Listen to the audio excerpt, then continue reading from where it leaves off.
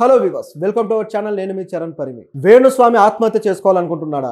వేణుస్వామి తన భార్యతో కలిసి ఇక చనిపోవాలని డెసిషన్ తీసుకొని ఒక వీడియో అయితే పెట్టాడు. ఇదే మా చివరి వీడియో అని కూడా చెప్పడం జరిగింది. ఆయన ఎందుకు చనిపోవాలనుకుంటున్నాడు, దీని వెనక ఉన్న ప్రశ్నలు ఏంటి అనేది మన చర్చ. ఇప్పుడు వేణుస్వామి గారు ఎవరి వల్ల చనిపోవాలనుకుంటున్నారంటే, ఒక మీడియా సంస్థలో పనిచేసే ఒక జర్నలిస్ట్ వల్ల, సీనియర్ జర్నలిస్ట్ వల్ల.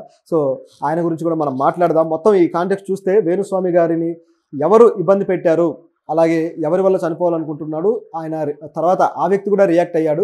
సో ఆ వ్యక్తి రియాక్షన్ అలాగే వేణుస్వామి గారి అభిప్రాయాలు రెండు కలిపి చూస్తే మనకు కొన్ని కొత్త ప్రశ్నలు వస్తాయన్నమాట, ఇద్దరి మీద వస్తాయి.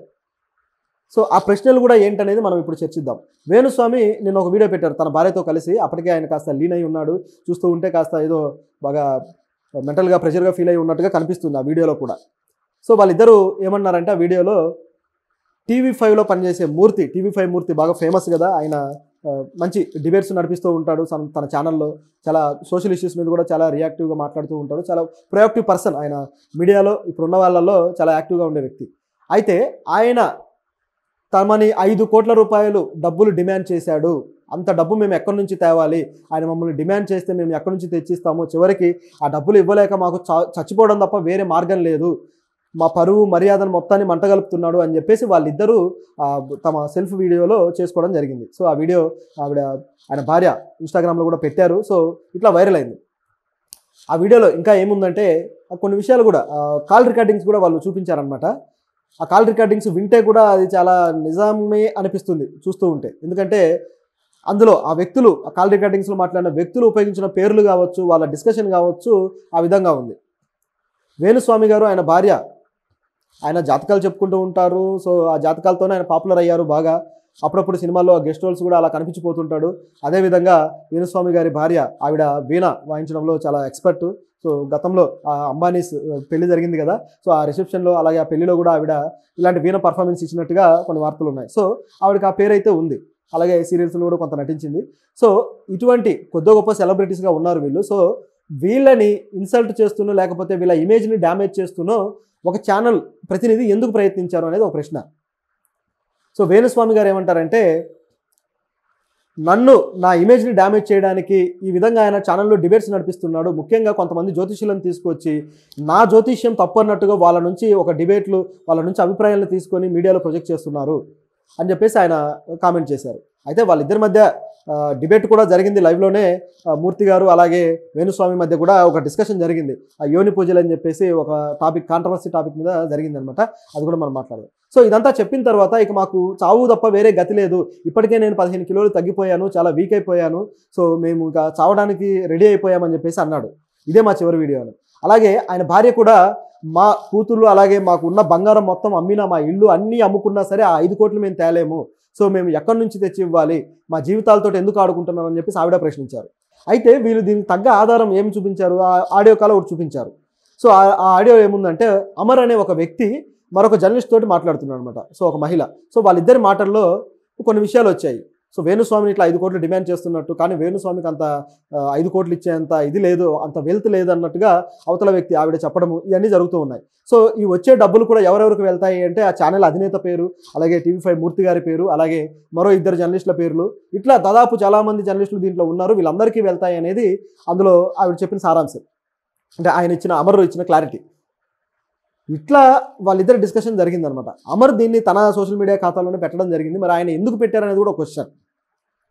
సో ఇదంతా అయిన తర్వాత చివరికి ఆ 5 కోట్లు అయితే 5 కోట్లు కాదు, రూపాయి కూడా ఇవ్వలేదు అనుకోండి. అయితే దీనికి సంబంధించి ఇక ముందు కూడా గతంలో కూడా ఈ విధంగా జరిగింది అని చెప్పేసి వేణుస్వామి గారు అన్నారు. గతంలోనే 2017-18 ఆ టైంలోనే వేణుస్వామి గారు, ఈయన అప్పటికే ఫేమస్ అయ్యాడు కదా ఈ నాగ చైతన్య వాళ్ళ ఇష్యూ తోటి, కొన్ని ఇష్యూలతోటి. సో ఆ టైంలోనే మూర్తి గారు వేరే ఛానల్లో, మహా అనే ఛానల్లో చేస్తూ ఉండేవారు కదా. సో అప్పుడే ఈయన మీద ఫోకస్ చేసి ఈయన ఇమేజ్ని డ్యామేజ్ చేయడానికి రకరకాల ట్రిక్స్ ప్లే చేశారు. ఆయన మీద నెగిటివ్గా కొన్ని ప్రోగ్రామ్స్ డిజైన్ చేశారు.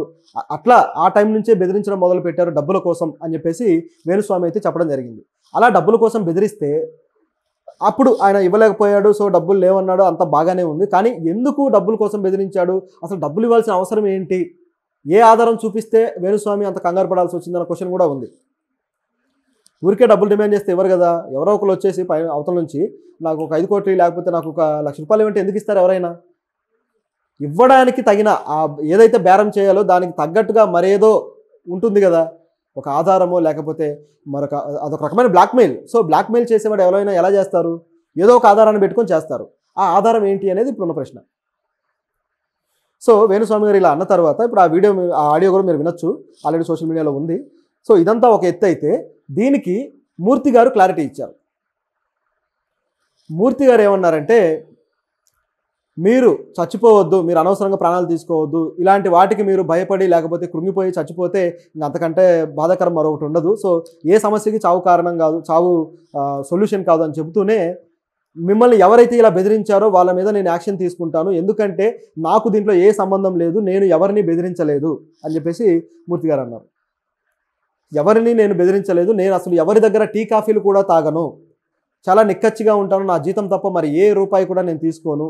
సో మిమ్మల్ని బెదిరించిన వ్యక్తులు ఎవరో వాళ్ళని కూడా నేనే వెలికి తీసుకొని వస్తాను అని చెప్పేసి అన్నాడు. దాంతోపాటు వేణుస్వామి మీద 5 రూపాయలకు కూడా అమ్ముడుపోదు, అటువంటిది 1 కోటి రూపాయలు ఎలా వస్తాయి అని చెప్పేసి ఆయన వ్యాఖ్యానించాడు. సో దీన్ని బట్టి చూస్తే మరి మూర్తి గారి వెర్షన్ ఏమో పూర్తిగా రివర్స్లో ఉంది, వేణుస్వామి వెర్షన్ ఏమో పూర్తిగా రివర్స్లో ఉంది. కానీ మూర్తి గారి ఛానల్లో మాత్రం ఆయన వేణుస్వామిని గట్టిగానే వేసుకుంటున్నాడు. వాళ్ళిద్దరి మాటల్లో కూడా ముఖ్యంగా ఈ పూజలు ఏదైతే కామాఖ్యాదేవి ఆలయానికి సంబంధించిన పూజలు ఉన్నాయో, ఇలాంటి పూజల పేరుతోటి మీరు మహిళలని ఎక్స్‌ప్లాయిట్ చేస్తున్నారు, ఎంతమంది కన్యలతోటి మీరు యోని పూజలు అని చెప్పేసి వాళ్ళని వేరే విధంగా కొద్దిగా ఇబ్బంది పెట్టారు అని చెప్పేసి ఈయన అడగడం జరిగింది. కానీ దానికి వేణుస్వామి క్లారిటీ ఇస్తూ, ఈ కామాఖ్య అమ్మవారికి సంబంధించిన పూజల గురించి మీకేం తెలుసు, అవి ఎలా చేయాలో మీకు తెలుసా అని చెప్పేసి పంచమకారాలు అని చెప్పేసి ఒక థియరీ చెప్పారు ఆ పూజలకు సంబంధించి.